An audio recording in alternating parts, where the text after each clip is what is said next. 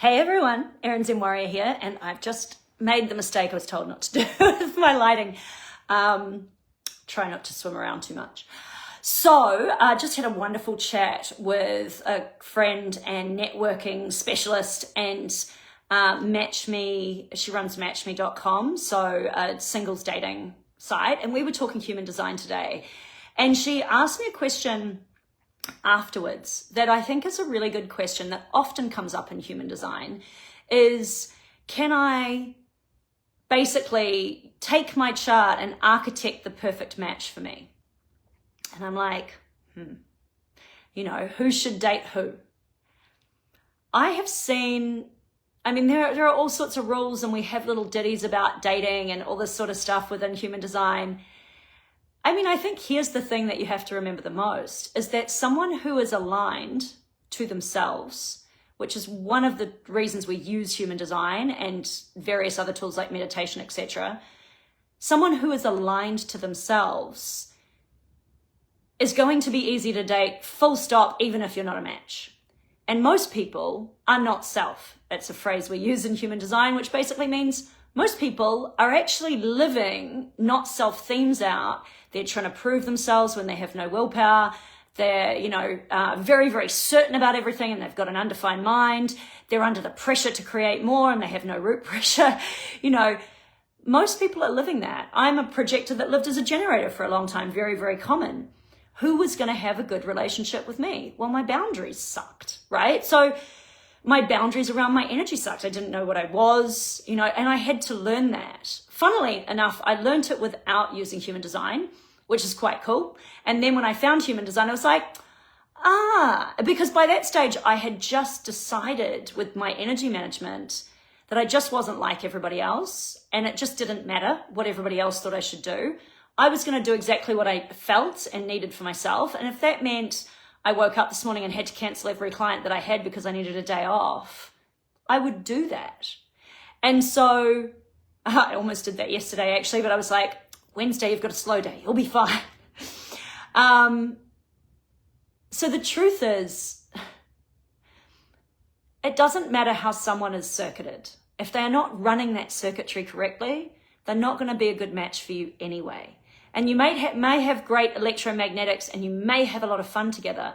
But the truth is, if they're not running their own design and they're trying to run features of other people's or yours as part of a way to belong or stay safe or any of those other things that human beings in their physical bodies are always trying to do as they overly identify with the body that they're in most of the time, overly identify with, I believe, survival, safety, as if it's a real thing. And that's a whole nother conversation as to whether it is or not.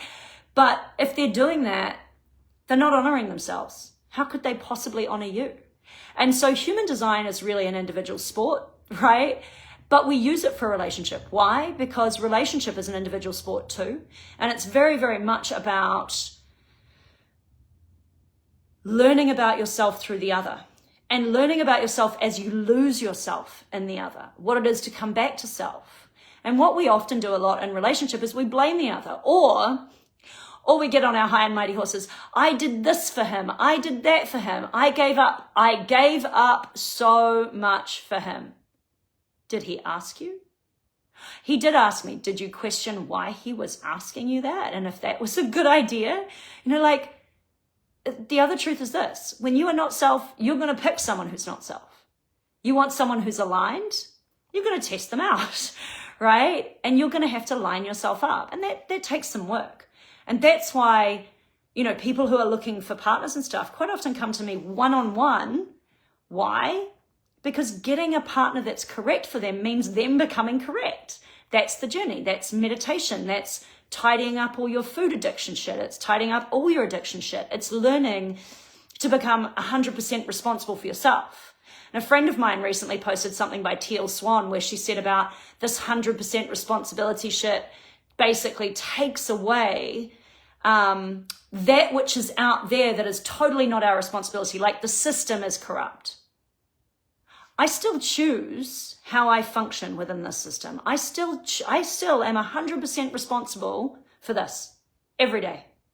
And there is nothing out there that forces my hand on anything until it shoots me dead or runs me over, right? And then I don't care, to be honest.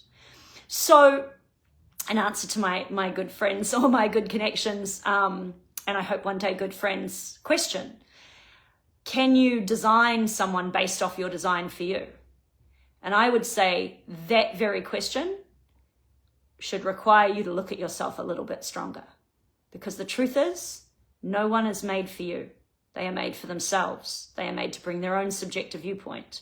And if you're really smart, you will learn to meet yourself so radically beyond your own judgment that you will be able to meet a unique person in all of their uniqueness and really enjoy how fucking different they are to you. And if you can do that, you can have a relationship with pretty much anyone. Can you have a romantic relationship with them? I believe in the chemical reality of being attracted to someone. But I can also tell you that there are people that I've looked at and gone, and then later ended up in one of the best relationships I've ever had, you know, because it was actually ultimately not about what they look like, but about how compassionate they were and actually how contained they were in their masculinity became super attractive.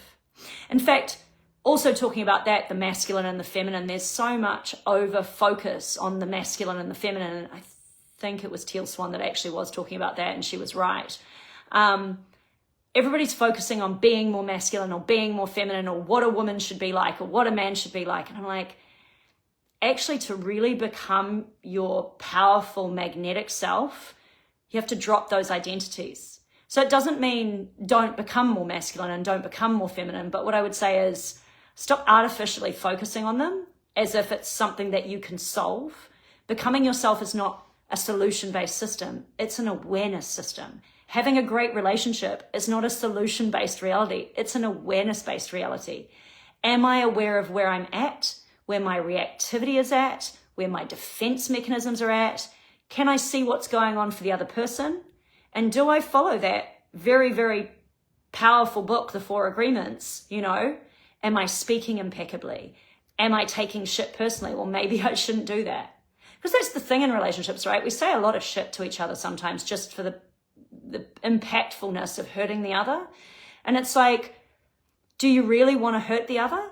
Or do you just want to be heard? And when you feel like someone's attacking you, what are they actually doing? What are they trying to say? You know, because often people are not doing it really because of you. They are doing it because of something that is going on in themselves. And again, that comes back to,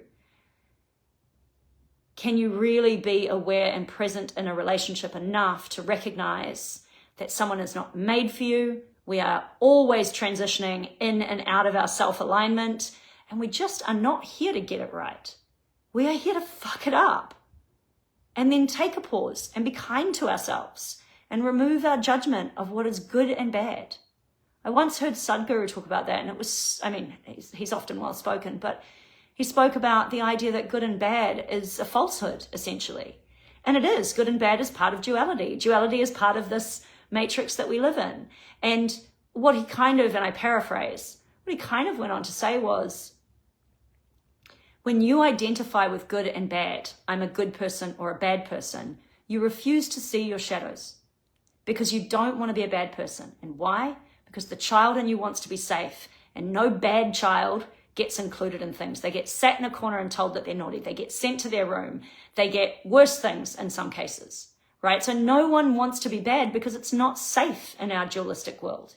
Everybody wants to be good. Well, I got news for you. You're neither. You just are.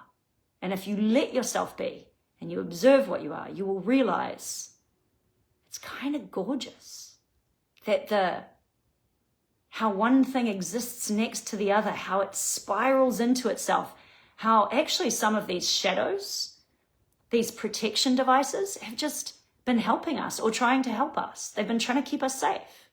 You know, how some of the ways we viciously lash out or grab for the other or whatever it is, it's just our inner child playing out a safety device.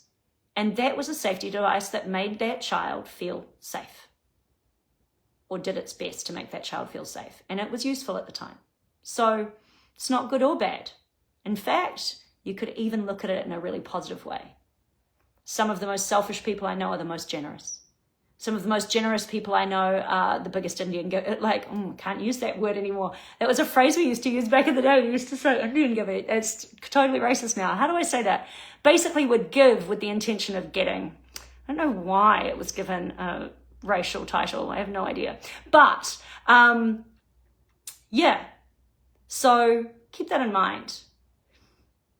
This whole trip here, it's all about you. Nothing wrong with that. Have a great day.